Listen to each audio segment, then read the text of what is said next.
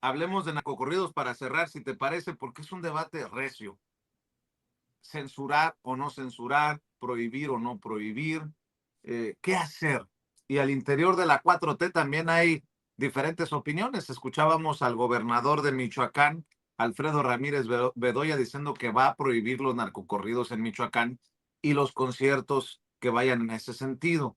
Luego leemos a Luisa María Alcalde, la presidenta nacional de Morena, diciendo que básicamente nada por la fuerza, todo por la razón.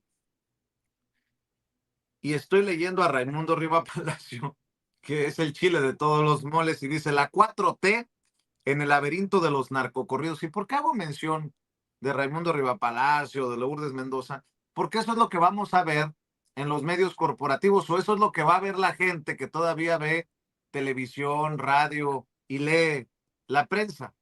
Dice, la ambigüedad declarativa de la presidenta Claudia Sheinbaum metió a México en una discusión importante, no porque esa haya sido su intención, sino por las limitaciones de sus juicios. ¿Los narcocorridos son un derivado de la libertad de expresión o por la apología que hacen de la violencia? ¿Deberían prohibirlos? Sheinbaum lleva varios días diciendo que no hay que prohibirlos, después de lo que provocó con una declaración, o sea, una cascada de prohibiciones en varios estados de conciertos donde se cantan narcocorridos y amenazaron con sanciones legales a los cantantes que lo interpretaran. Las contradicciones en el decir presidencial han llevado a un choque entre los gobiernos acostumbrados a tomar las palabras del Ejecutivo como órdenes y los analistas. Sheinbaum, recordó Salvador García Soto en el Universal, señaló que no deberían ocurrir hechos como el que una banda interpretara en un concierto en Zapopan a finales de marzo. Soy el dueño del palenque, donde hacían una oda al poder y el control que tiene el señor Mencho, refiriéndose a Nemesio Ceguera, líder del cártel Jalisco Nueva Generación, cuya imagen proyectaron. No está bien, agregó Sheinbaum, que se haga una investigación, no es correcto. Las reacciones fueron inmediatas, agregó García Soto, con una condena enérgica del gobernador de Jalisco y la cancelación inmediata de conciertos y espectáculos de cantantes o grupos que ejecutan narcocorridos. Las reacciones sociales han empezado a verse tumultuosamente. El sábado 12 de abril, los asistentes al concierto de Luis R. Conríquez, un cantante que interpreta los llamados corridos bélicos, que abordan temas violentos y conflictivos como los enfrentamientos armados entre grupos criminales que han acompañado al ídolo del género Natanael Cano y a Peso Pluma, destrozaron el local cuando les dijo que el gobierno mexiquense le había prohibido hacerlo y que si lo hacía le apagarían el sonido y lo meterían a la cárcel. Adelantó que haría cambios significativos a las letras de sus canciones. Cito, que Conríquez dejara los narcocorridos presionado por el gobierno, que Conríquez dejará los narcocorridos presionados por el gobierno, escribió Roberto Zamarripa, director editorial de Reforma. Significaría un sonoro cambio en el negocio musical y de los corridos tumbados, pero más aún, concluyó, no se puede prohibir la realidad. Pierden el tiempo con sus ánimos censores. La realidad hay que transformarla según el clásico. Quieren que canten sobre la paz, pues hay que apaciguar al país y para eso falta. Es un buen problema en el que se está metiendo el gobierno al prohibir sin prohibir, la que desde la revolución quizás sea la narrativa más popular de la patria, comentó Ciro Gómez Leiva en Excelsior. Las palabras de Sheinbaum llevaron al gobierno del Estado de México a prohibir a Conríquez y al de Aguascalientes este domingo a prohibir el concierto de otro cantante de ese género, el Commander. El gobierno de Michoacán anunció que presentará una iniciativa de ley para cancelar cualquier evento donde se haga referencia a delitos. La ola contra los narcocorridos y los tumbados, otro género de amplísima popularidad, va creciendo. Antes los estados de Baja California, Chihuahua, Guanajuato, Jalisco, Nayarit, Querétaro y Quintana Roo han impuesto sanciones a quienes interpreten canciones de apoyo al crimen organizado, y la semana pasada una diputada en el Congreso de la Ciudad de México exhortó a las autoridades a prohibir narcocorridos. El tentáculo censor se va extendiendo en medio de hipocresías políticas. Por cerca de 3 décadas, las telenovelas de mayor éxito en México fueron aquellas donde los jefes de los cárteles de las drogas interactuaban en complicidad con políticos en los más altos niveles, mostrando una corrupción inacabable, perdón. El productor dominante de esta temática era Epigmenio Ibarra, el videógrafo y propagandista del expresidente Andrés Manuel López Obrador, a quien podría atribuírsele la construcción exitosa del silogismo perverso causado por la dinámica criminal de sus telenovelas que influyó en conductas electorales. La trama se convirtió en el grito de guerra del obradorismo para estigmatizar todo el pasado y ocultar inopinadamente quizá las relaciones sospechosas del expresidente con el cártel de Sinaloa. No debió haber pensado López Obrador que todo se habría de voltear ante su descuido en el trato de sumo respeto con los criminales y en especial con Joaquín El Chapo Guzmán. El boomerang vino con la canción de Cano y Gavito Ballesteros, Cuerno a su lado, que refleja lo que Gómez Leiva y Samarripa sugirieron. El género es un espejo de la realidad que vive y percibe la sociedad, como revelan algunos extractos de su letra. Cuerno de chivo a su lado, el arma predilecta de los narcos con el gobierno pactado. Chingo de perico que se ha traficado. La montaña patrocina donde vivía el Chapo, siempre en el rancho. Joaquín Guzmán lo era para presidente.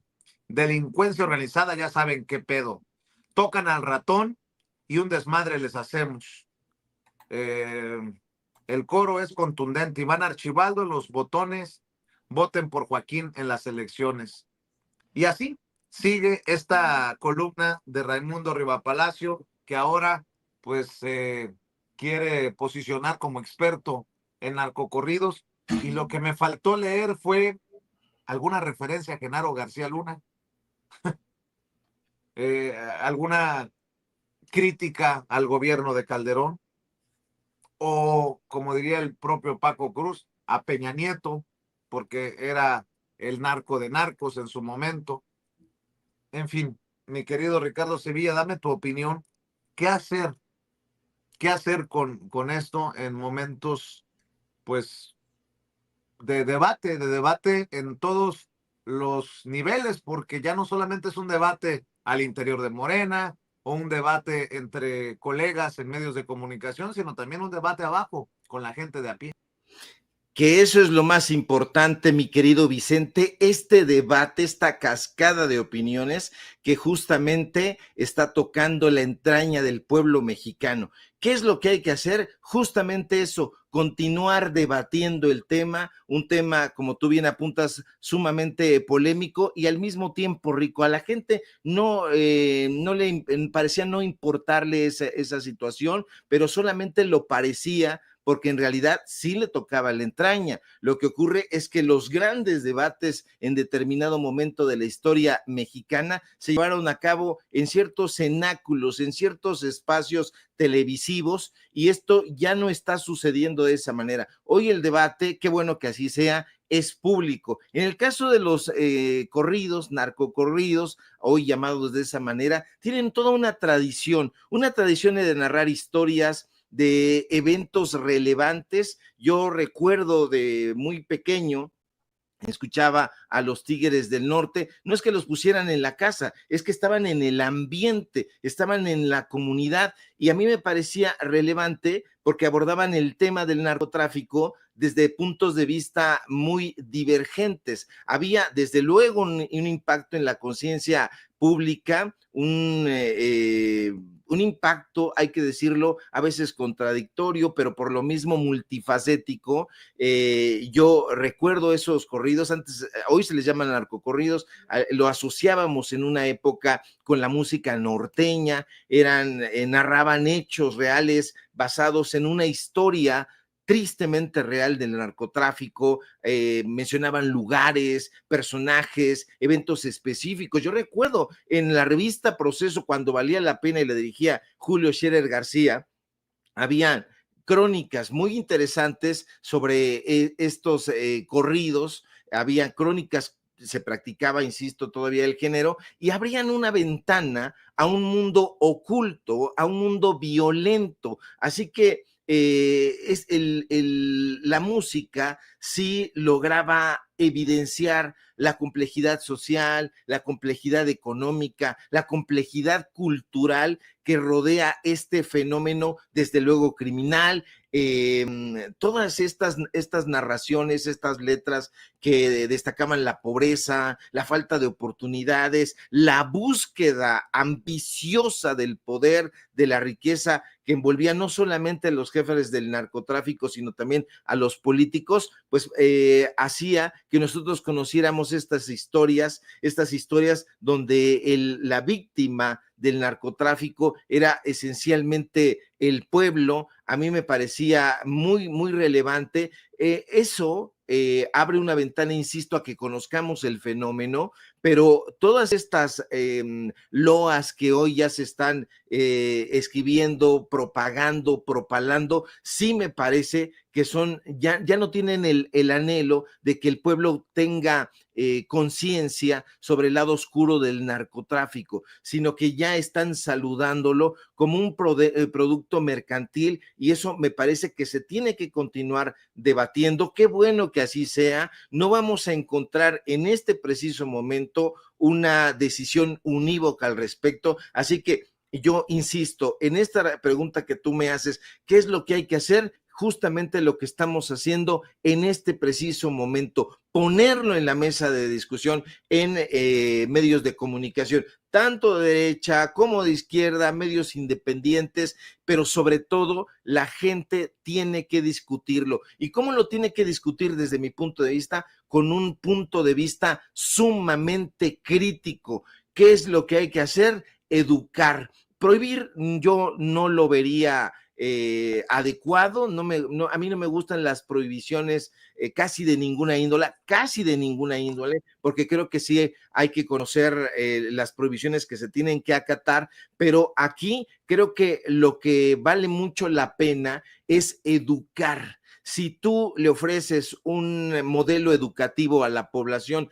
donde pueda conocer y reconocer cuáles son estos fenómenos y lo sepa evaluar críticamente, ahí ya estaremos de gane. Así que lo que se tiene que hacer desde mi punto de vista, mi querido Vicente, es continuar debatiendo sobre el asunto.